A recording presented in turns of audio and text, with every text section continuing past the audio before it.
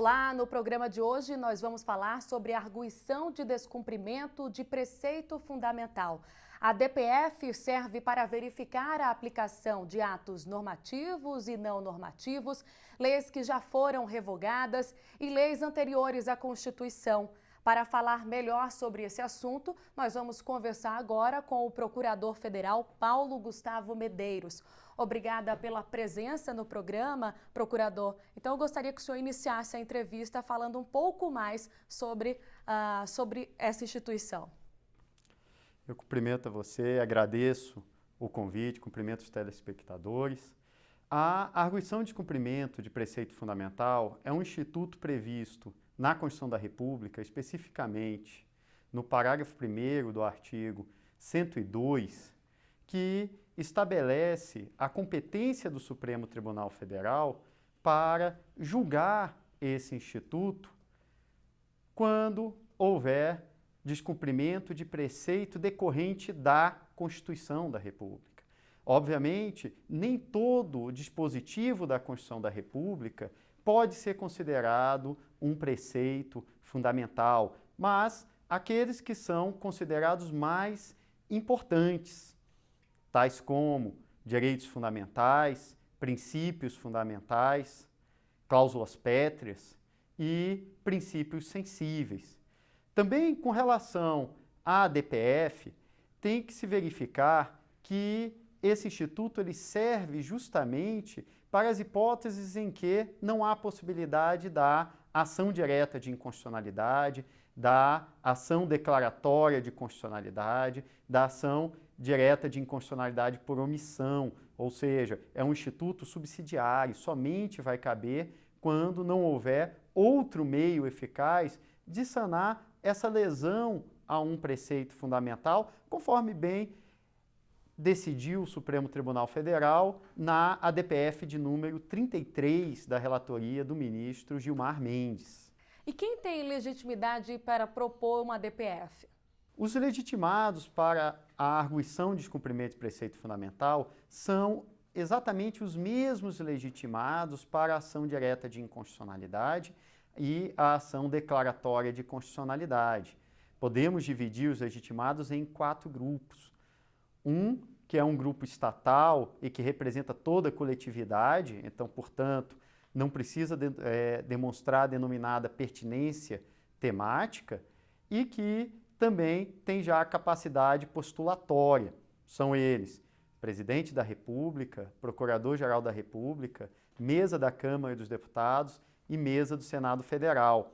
Também há um outro grupo de legitimados que são também estatais, mas que representam apenas uma parcela da coletividade e que, por isso, precisam demonstrar a denominada pertinência temática, ou seja, demonstrar que aquele dispositivo, aquele ato que está sendo impugnado, ele afeta aqueles que o legitimado representa. São eles: governador de estado ou do Distrito Federal, Assembleia Legislativa ou Câmara Legislativa do Distrito Federal. O terceiro grupo de legitimados são aqueles que não são estatais e que representam toda a coletividade, que são constituídos pelo Conselho Federal da Ordem dos Advogados do Brasil e partido político com representação no Congresso Nacional. E, por fim, há ainda aqueles legitimados que representam apenas uma parcela da coletividade, mas que também não são estatais. São aqui as confederações sindicais e as entidades de classe de âmbito nacional. Qual é o quórum para julgar uma DPF no plenário do Supremo? Para o início do julgamento, a Lei 9.882 de 99 prevê a necessidade de presença de pelo menos 8 ministros para iniciar o julgamento. E qualquer decisão somente vai ser adotada por maioria absoluta, ou seja, se tiverem presentes pelo menos 8 ministros, começa-se a votação. Se ficar 5-3, nesse exemplo que eu dei de 8 ministros, então não pode se proclamar o resultado ainda, se suspende o julgamento e se espera que os demais ministros estejam presentes para formar a maioria absoluta.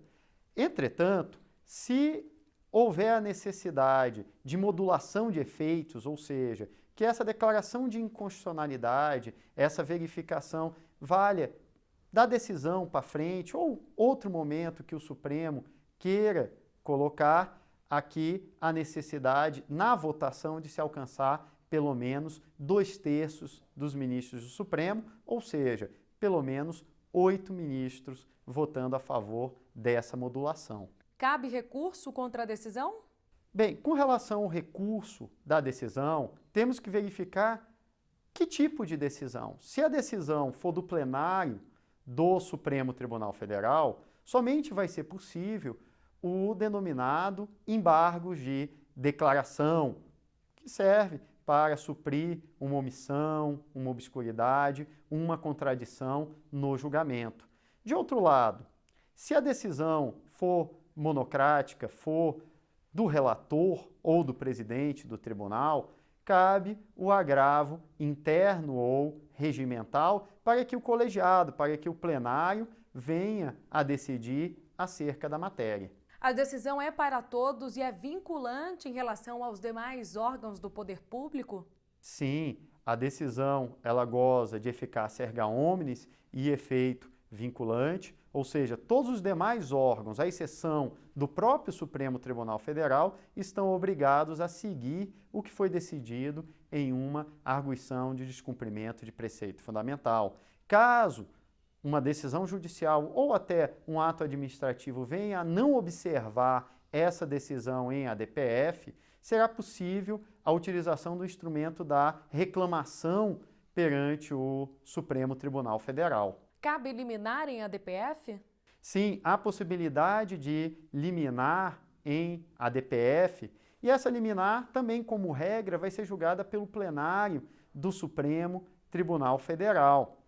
Entretanto, no caso de extrema urgência, haverá a possibilidade de o relator concedê-la monocraticamente, assim como também nas hipóteses de recesso ou férias forenses, em que o relator também estará autorizado a decidir ad referendo do plenário, ou seja, nessas hipóteses, ele decide eliminar, mas submete a questão ao plenário do Supremo Tribunal Federal, tão logo haja sessão do STF. Quais foram as ADPFs mais importantes julgadas pelo Supremo?